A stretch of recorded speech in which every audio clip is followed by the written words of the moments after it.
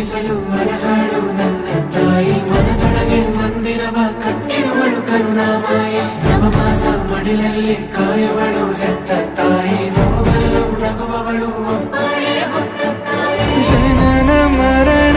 ಜಗದ ಸಂತೆ ಅದಕ್ಕೂ ಮೀರಿನಿ ಬೆಳೆದು ನಿಂತೆ ಕರುಣೆ ಸಹನೆಯ ಮೂರ್ತಿಯಂತೆ ದೇವರಿಗೂ ನೀ ಸ್ಫೂರ್ತಿಯಂತೆ